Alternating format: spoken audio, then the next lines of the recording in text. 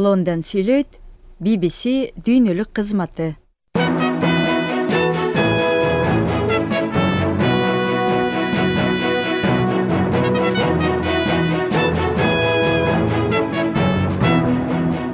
Саламатсыздарбы, студияда Кубат Чекеров. Бүгүнкү BBC дүрбүсүндө президент Байден АКШ Украинага эң соңку үлгүдөгү ракеталык системаларды берип жатканын ырастады. Мурунку президент Алмазбек Атамбаевдин Кой Таштагы дээрлик 3 гектар жерди ээлеген үйү мамлекеттик менчикке өтүүдө. Бардыгын биз опис кылып мажбурлап чыгарууга туура келет. Кыргызстанда саясатка барган айрымдар зомбулуктун бардык формасына туш болуп жатканы Бишкекте жарыяланган атайын изилдөөдө айтылат. Ошо физикалык жана сексуалдык зомбулукка атайын дуушар болот экен да.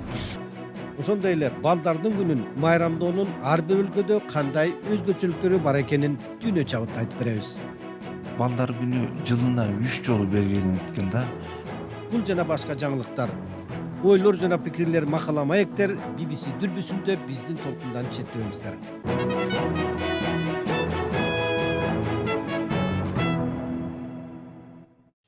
Ободо BBC студияда Кубат Чекеров. Адегенде Украинадагы соңку кырдаалдан баштайбыз. Президент Байден АКШ Украинага эң соңку үлгүдөгү ракеталык системаларды берип жатканын ырастады. Бул куралды Украина көптөн бери сурап келаткан эле. Нью-Йорк Таймста чыккан макалада Байден бул жардамды алгандан кийин Украина согуш таласында Россиялык буталарга таамай сокку уруп калат деп айтты. Түндүк Америкадагы BBC кабарчысы Дэвид Уиллис баяндайт. Amongst a new $700 million 700 миллион долларга Украинага берилип жаткан жаңы аскердик жардамдын арасында алыска атылуучу жана АКШ мурда бергенден дагы жогорку таамайлыктагы куралдар бар. Орточо алыстыктагы ракеталык системалар 80 километрге чейинки аралыкта бутаны жок кылат. Ал Россиянын арсеналындагы куралдардын баарынан ашып түшөт. Украина мурда бул куралды сураганда АКШ Европада чоң конфликт чыгып кетпесин деп баш тартып келген. Бирок президент Зеленский ракеталар Россиянын аймагына атылбайт деп ишендирип сурангандан кийин гана расмий адамдар жумшарып макул болду. Бул ракеталык системалар Донбасстын чыгыш жагына жайгаштырылмай болду. Бул жакта Украина аскери оор жоготууга учурап турган убак. Нью-Йорк Таймстагы курал темасындагы макалада айтылгандарды ырастап, президент Байден АКШ Россия менен согушууга да, президент Путинди кулатууга да умтулбайт деп кайталады. nor President Putin's ouster. Кремль Киевтин батышка карата курал жарак берүү өтүнүштөрүн батышты согушка кошуу үчүн жасалган чагымчылык катары баалап жатат. Украина болсо өзүнүн аман калышы үчүн бул куралдарды өтө зарыл деп эсептөөдө. Джеймс Уотерхаус баяндайт. Жүздөрдө тынчсыздануу. Фронттогу Украина аскерлеринин аялдары жана энелери жетиштүү жардамдын жоктугуна нааразы болуп чогулушту. Дуже переживает. Абдан тынчсызданып жатам. Ал азыр окопто отурат. Ал жакта жарадарлар, каза болгондор да бар. Алар чыныгы жоокерлер. Эгерде колдоруна тийиштүү курал жарак тийсе, Украинанын эркиндиги үчүн күрөшүп, өлкөбүздү коргоп, басып алынган аймактарыбызды кайтарарына ишенем. Батьківщину і відвоюють ті території, які були завойовані раніше. Ольган уулу 2 ай мурда согушка чакырылган. Бүгүн ал 41 жашка толду. Сьогодні у нього день народження. Бүгүн анын туулган күнү. Бирок мен аны жада калса куттуктап, канчалык жакшы көрөрүмдү, аны күтүп жатканымды да айта албайм. Не знаю, як сказати. 730 километр чыгыш тарапта Луганск аймагында Украина алсызданып баратканы билинүүдө. Спутниктен алынган сүрөттөрдөн Камужуваха жана Северодонецкте аткылоодон келтирилген зыянды көрүүгө болот. Орус аскерлери азыр ал жакта көчөлөрдү аралап, мамлекеттик коопсуздук кызматынын имаратында жүрүшөт. Булар МХАТ атка конгон чечен согушкерлери болушу ыктымал. Луганск аймагынын дээрлик баары Москванын көзөмөлүндө. Орус аскерлери салыштырмалуу аз эле жерди ээлеген, бирок алар кармап турган шаарларды кайтарып алуу оңойго турбайт. Ошол себептен Украина коргонуу үчүн эле эмес, андан аркы аракеттерге өтүү үчүн жардам сурап жатат. АКШ Украинанын бир талабын аткарып, 72 чакырымга чейин жетип, таамай тийүүчү ракеталарды өзгөчө шарт менен берди. Украина бизге бул системалар Орусиянын аймагындагы буталарга каршы колдонулбайт деп кепилдик берди. АКШ менен Украинанын, ошондой эле биздин союздаштарыбыздын ортосундагы байланыш бекем жана ишенимдүү. Кремль Киевдин курал жарак берүү өтүнүчтөрүн согушка батышты кошуу үчүн жасалган провокация катары баалады. Украина болсо анын аман калышы үчүн бул куралдар өтө зарыл деп эсептейт. Ал ортодо орустар басып алган Украинанын Херсон аймагында кишилерди барымталап кыйноого алуулар тууралуу маалыматтар келүүдө. Бириккен Улуттар уюму менен Human Rights Watch уюму адам укуктары тебеленди деген айыптоолорду тергеп, бир катар көрсөтмөлөрдү топтогонун билдирүүдө. Александрдын денесиндеги көк алатактар кетип баратат. Бирок Херсондогу окуя анын эсинен эч чыкпай келет. Бул орус аскерлеринин кыйноосунун натыйжасы дейт ал. Ал аны билегинен асып коюшканын, канчалык кыйналганын түшүндүрүүдө. Александр Украина армиясында кызмат өтөгөн, бирок учурда ал Херсондогу айылдардын биринде жашап, ишкерлик менен алектенет. Алар башыма башты кийгизип, токмоктой башташты. Орустар менен бөйрөгүм эзилгенче урабыз деп коркутушту. Мен саатымды чечкен жокмун. Алар бутумду тебелеп туруп, саатты талкалап киришти. Ушул тарабынан катуу сабалганда эс учумду жоготтум. Алек журналист. Ал Орусия кол салгандан бир нече күн өтпөй уурдалганын айтат. Алар мени тепкилеп, автоматтын кундагы менен урушту. Кийин дарыгерге барсам, 4 кабыргам сынганын билдим. Мен алардын башка туткундарды кыйнап жатканын уктум. Бул мен үчүн токмок жегенден да оор болду. Анткени психологиялык жактан мындайга туруштук берүү кыйын болчу. Украинанын Херсон шаары согуштун башында эле орус аскерлеринин колуна өткөн. Аймактын өзүнө барбай туруп, бул айтылгандарды тастыктоо кыйын, бирок биз киши уурдоолор жана кыйноолор боюнча көптөгөн көрсөтмөлөрдү уктук. Мен ок тийген жаракаттарды, зордуктоонун кесепеттерин, күйүктөрдү, сыныктарды, ички органдын жаракаттарын, адамды эс үчүн жоготкон абалда алып келгенде баш мээнин жаракаттарын көрдүм. Биз Херсон ооруканасында иштеген дарыгер менен сүйлөштүк. Ал атын атагысы келген жок. Ал денесинде кыйноонун белгилери бар бир нече бейтапты дарылаганын айтты. Мен бейтаптын жыныс органдарынан, белинен жана ичинен темирден калган күйүктүн издерин көрдүм. Бир бейтап мага машинанын аккумуляторуна зым туташтырылып, аркы учун анын жамбашына байлашканын, ал эми буттары нымдуу чүпүрөктө болгонун айтты. Херсондо эмне болуп жатканын Бириккен Улуттар уюму жана Human Rights Watch уюму да иликтөөдө. Менимче BBC-ге берилген көрсөтмөлөр биз угуп жаткан нерселерге абдан шайкеш келет. Андай окуялар учурда оккупацияда калган аймактарда эле эмес, мурда орус күчтөрү ээлеп турган аймактарда да катталган. Орус бийликтери комментарий берүү тууралуу өтүнүчүбүзгө жооп берген жок. Алар согуш кылмыштары боюнча буга чейинки башка айыптоолорду жасалма деп аташкан. Бирок күбөлөрдүн саны көбөйгөн сайын Орусиянын көзөмөлүндөгү жашоо, коркуу, опузалоо, зордук зомбулук жана репрессия менен коштолуп жатканы билинүүдө.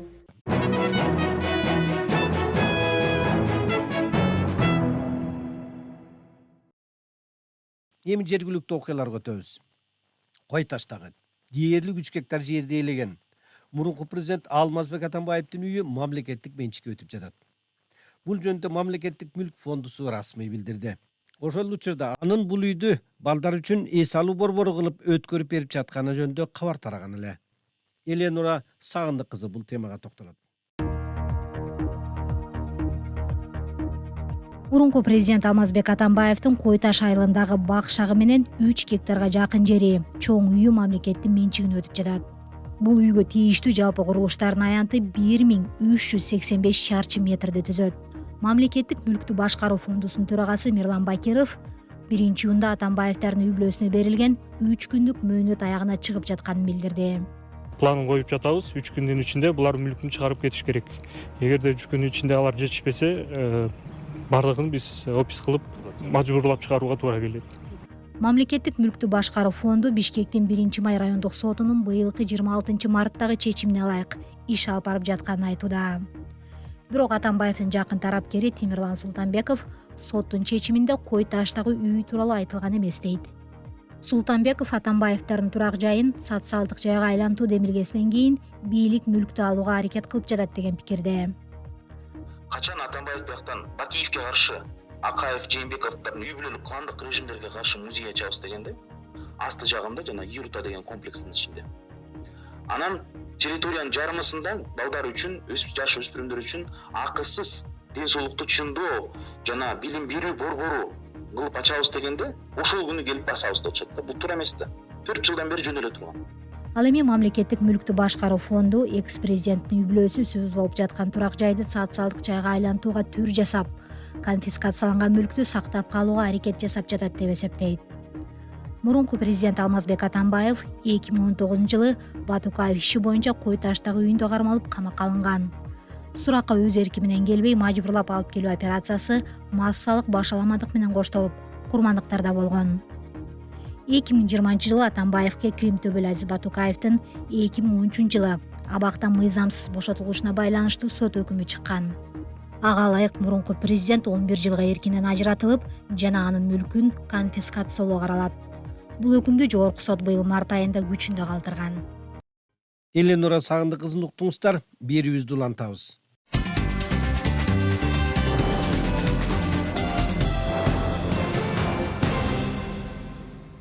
Кыргызстанда саясатка барган айымдар зомбулуктун бардык формасына туш болуп жатканы жөнүндө Бишкекте шейшембиде жарыяланган изилдөөдө айтылат. Аны жүргүзгөн социалдык технологиялар агенттиги. Изилдөөгө депутат айымдар, коомдук жана жарандык активисттер катышкан. Алардын бири коомдук саясий ишмер Перизат. Албетте зомбулуктун түрү көп. Мен белгилеп кетейин дегеним бул эң чоң көрсөткүч бул сексуалдык зомбулук да. Саясатчы айымдарга абдан көп пайызда изилдөөнүн жыйынтыгына таянсак, ошо физикалык жана сексуалдык зомбулукка дуушар болот экен да. Зомбулукка туш болгон айымдар өздөрү дагы изилдөөчүлөргө маалымат беришкен. Ошондой эле кризистик борборлордун ушул багытта иштеген адистердин дагы маалыматтары пайдаланылды. Айымдарыбыздын бул маселеге ачык айтып чыгууга даяр эместиги байкалууда. Андан сырткары үй бүлөнүн, коомдун кандайдыр бир деңгээлде ошо психологиялык жактан басым жасап, ошо илгерки калыпталып калган стереотиптерге, туура эмес көз караштарга жана пикирлерге басым жасап атат да. Изилдөөнүн жыйынтыгы жарыяланган жыйында Алмазбек Атамбаев президент болуп турганда, анын администрациясында чоң кызматты башкарган Мира Карбаева дагы болду. Атамбаев бийликтен кеткенден кийин мамлекеттик тарых музейиндеги коррупция боюнча козголгон кылмыш ишинин алкагында аны дагы бир топ убакыт сотко сүйрөшкөнү белгилүү. Сот дагы деле бүтө элек экен, бирок бул кыйынчылыктарга анын сынган түрү көрүнбөйт. Жогорку сотко чейин жетип, анан жогорку сот жокко чыгарганда мурдагы чечимдердичи. Бирок андан кийин дагы 2 жыл карап, ротация, соттордун ротациясы болуп мени соттоп аткан жигитти Кадамжай районуна жиберип коюшту азыр сот кылып. 6-июнда кайра кел сотко, кайра башынан соттойбуз дейт. 47 свидетель обвинение тарабынан. Дагы 2 жыл ушинтип сүрөп жүрөт окшойт. Билбейм, башкалардын соттору 1-2 күндө эле чечилип калып атат го. Мага келгенде эле 4 жыл болуп кетти. Кайра бир саясатка аралашайын деген ниет оюңуз барбы? Мисалы үчүн сиз эмет коркутуп койгон жокпу дейм да бийликтегилер. Жок, коркусом анда башкаларга окшоп эле соглашение о сотрудничестве дегенде кол коюп ошондон бери эле чыгып кетмекмин. Кеп корккондо эмес. Не десе да билимим болгон репутация, анын баарын кыргыз элине иштей берем деп ойлойм. Азыр деле иштеп атам. Саясатчылардын эң чыгандары жогорку кеңешке барат эмеспи? Бул жакта аялдарга караганда эркектер дайыма үстөмдүк кылып келатат. Керек болсо 2005 жылы парламентте бир дагы аял депутат болбой калган учурлар да болду. Ошондуктан аялдарга өзүнчө квота бербесек болбойт деп катуу салгылашып жатып, шайлоо мыйзамына аялдарга 30% квота киргизилген.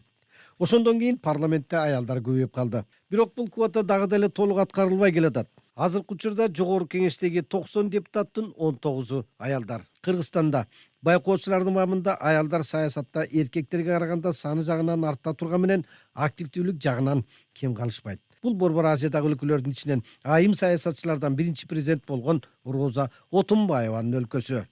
Ошол эле учурда саясатта башкаларга жемин жедирбеген Элвира Сурабалдиева, Клара Соронкулова, Токтай Меметалиева сыяктуу көптөгөн таанымал ысымдар бар. Ошол эле убакта саясатка жаңы киришкен айымдарга албетте оңой болбойт дешет. Ар түрдүү жактан болгон кысым басымды көтөрүп, саясий күрөштө бышканга туура келет. Буга жакында парламентке Бүтүн Кыргызстан партиясынан депутат болуп келип, диплому жасалма экен деген негизде мандатынан ажыратылган жаш саясатчы айым Орозайым Нарматованы мисал келтирсек болот. 1-июнда дүйнөнүн көп өлкөлөрүндө балдарды коргоонун эл аралык күнү белгиленди. Бирок дүйнөнүн кээ бир өлкөлөрүндө балдардын өзүнчө майрамдары бар. Ошого жараша өзгөчөлүү салттары дагы бар. Дүйнө чабыт берүүбүздө бул темага коомдук ишмер Алмаз Кулматов менен журналист Азимжан Ибраимов токтолушат. Бүгүнкү күндө ушул 40тан ашык өлкө ушу 1-июнда балдарды коргоо күнүн белгилешет экен да. Негизинен бул майрам каяктан келип чыкты? Көрсө, мындан дээрлик бир кылым мурда 1925 жылы дүйнөлүк Женева конференциясы өтүп, ошол конференцияда ушу балдарды коргоо маселеси актуалдуу көтөрүлгөн экен.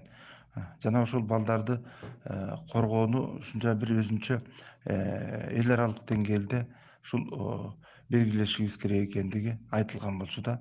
Мына ошондон көп өтпөй Сан-Францискодо ушул жараң балдарды бир майрамдата турган ушу кайык аждаарлардын фестивалы өткөн экен. Мына ошондон бери 1-июн ушул дүйнөдө көп өлкөлөрдө балдарды коргоо күнү болуп белгиленип келатат да. Биздин Россияны алып көрсөк, Россияда деле ушул айтмакчы көптөгөн постсоветтик мамлекеттерде мына бүгүн дагы ушул күн балдарды коргоо күнү болуп эл аралык деңгээлде белгиленип келатат.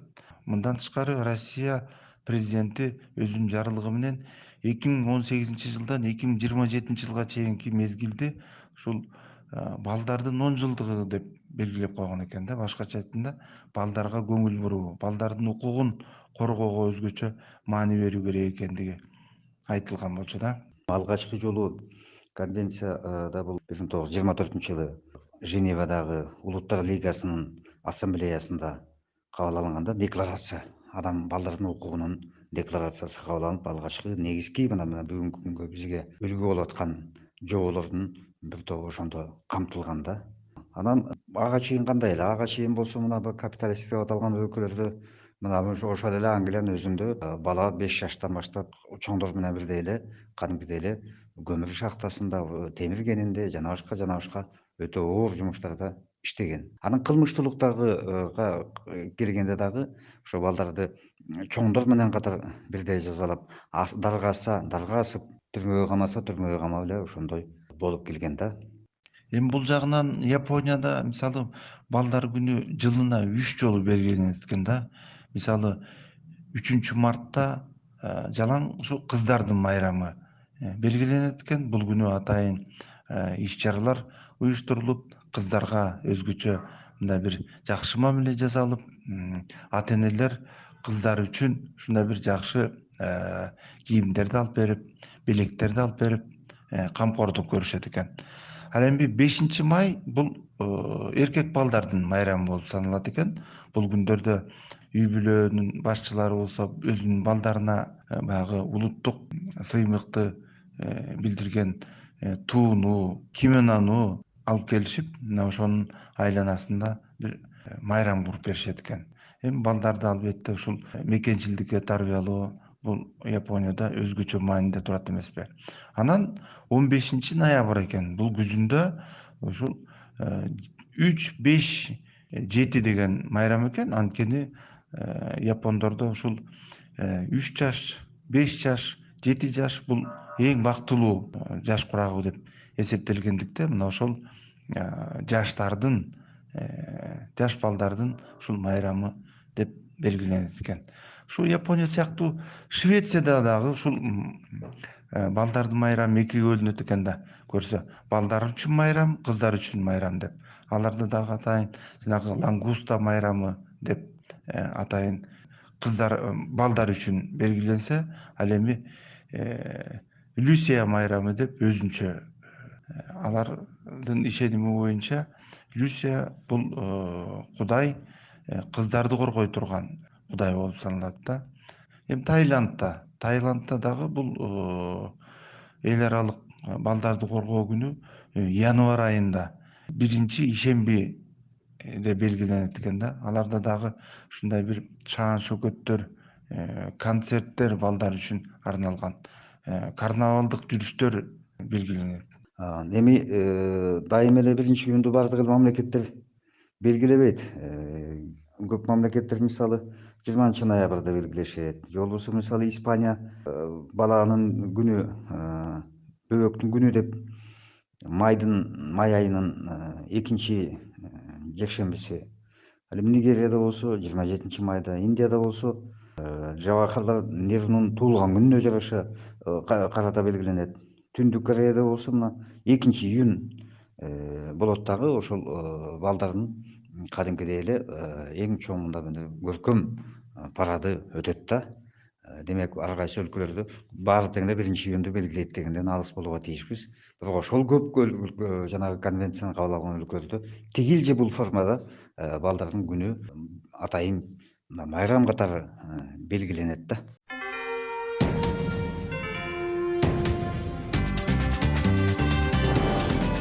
Аба толкунунда BBC. Тарых окуяларына кайрылабыз. Коомдук ишмер Дастан Сарыгулов менен маектешип, мындан бир кылым мурда болгон Шабдандын чоң ашындагы чоң ат чабышта чаар күлүктүн чыгып келип байга алгандыгын айтып беребиз.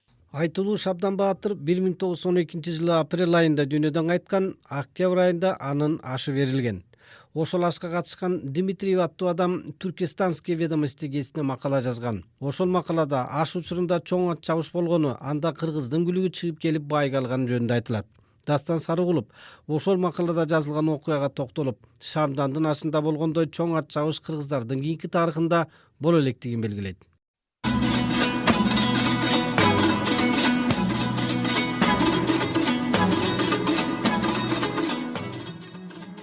Аш болсо күзүндө өтөт. Ашта бул чөлкөмдө мурда болуп көрбөгөндө чоң ат чабыш өткөрүүнү чечишет дейт. Мен кошумчалап коеюн. 20-кылымда мындан өйдө, мындан көлөмдүү ат чабыш болгон эмес. 20-кылымда. Демек бүгүнкү күнгө чейин бул ат чабыштан улуу ат чабыш боло элек. Муну баса белгилеп коюшубуз керек. Ашка келген меймандар жакын айылдарга, көбү кичи кеминдеги 30 чарчы чакырым жерге тигилген 2,5 миңден ашык боз үйлөргө жайгашкан. Чогортодо Шабдандын өзүнүн боз үйү болуп, келгендерге жарманка уюштурулган. Тартип өтө катуу сакталган. Бейбаштык кылган эч ким болгон эмес. Бул жагынан кыргыздар мактоого татырлык болду деп жазылганын айтып, Дастан Сарыгулов сөзүн улады.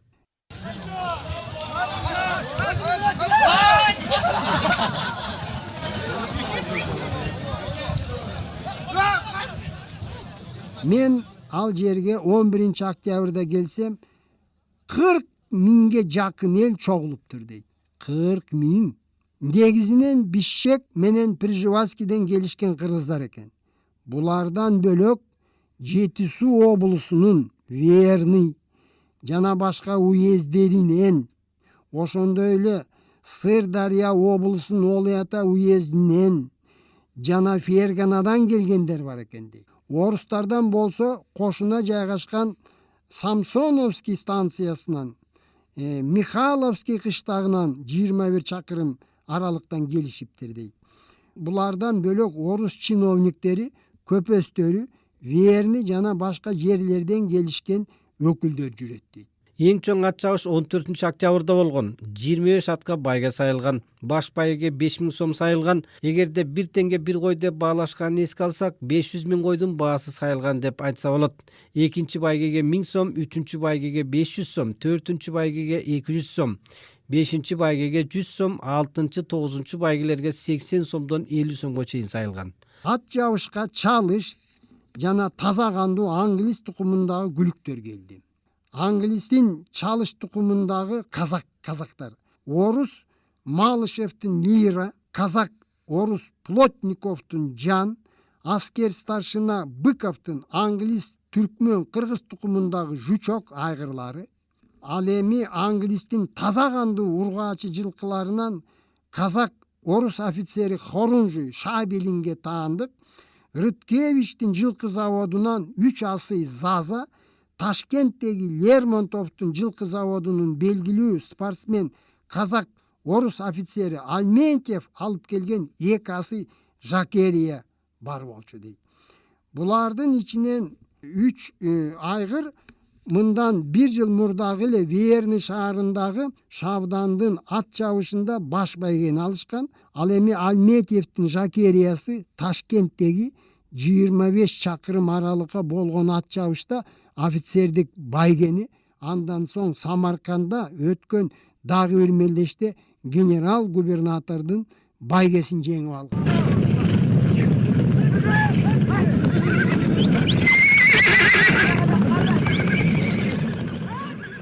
Ат чабышта кыргыздар аяк шилтешине оор болот деп күлүктөрүн такалашкан эмес. Күлүк чапкан чабандестер 13-14 жаштагы кыргыз балдары. Ал түгүл алардын ичинде кыз балдар дагы ат чаап келгенин өз көзүм менен көрдүм деп жазат Дмитриев.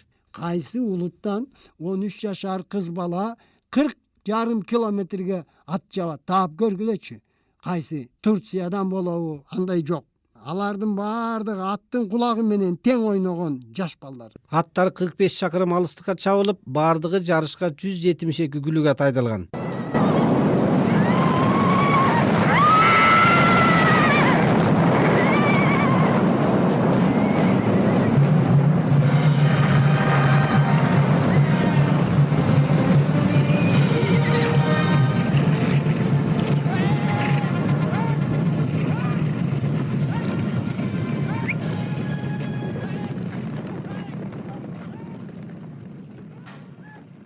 Сибирдик казак орустардын аскерлери ар кай жерлерге кароолго коюлду. 14 октябрда күн жадырап тийип турду. Биз Боролдойго келсек 40 миңден ашык жөө атчан кыргыздар жолдун эки тарабында казанактап турушуп калган экен. Баш байгени Алметьев мырзанын Жакериясы деген күлүгү алат деп эл дуулдап калыптыр. Бирок андай болгон жок. Бишкек уездинен Талкан болосундагы Борончу Үтөгөн уулунун күлүгү биринчи болуп маарага келди. Ар бир чакырымды 1 мүнөт 35,5 секундта жүгүрүптүр. Мурдагы рекорд 30 чакырымга чабылган Колосовскийдин күлүгүнө тийиштүү болчу. Ал ар бир чакырымды 1 мүнөт 37,5 секундта жүгүрүп өткөн экен. 2 секунд эрте келген экен да. Ошентип Борончунун күлүгү жаңы рекордду койду, Дмитриев жазат. Андан соң 3 мүнөт 40 секундтун кийин 8 ат келди дейт. Биринчи байгеге келген адам 3 мүнөт 40 секунд алдыга келген экен да. Бул жомок мындай ат чабышта. Алардын баардыгы кыргыздардын күлүгү болчу.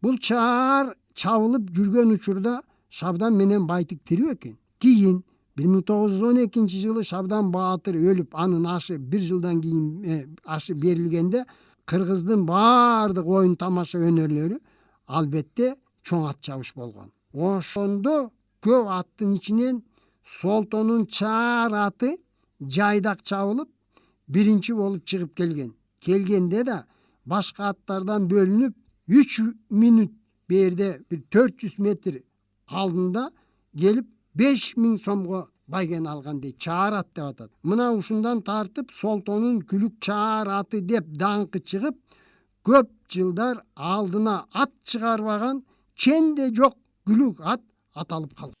Бул коомдук ишмер Дастан Саргулов менен маек болду.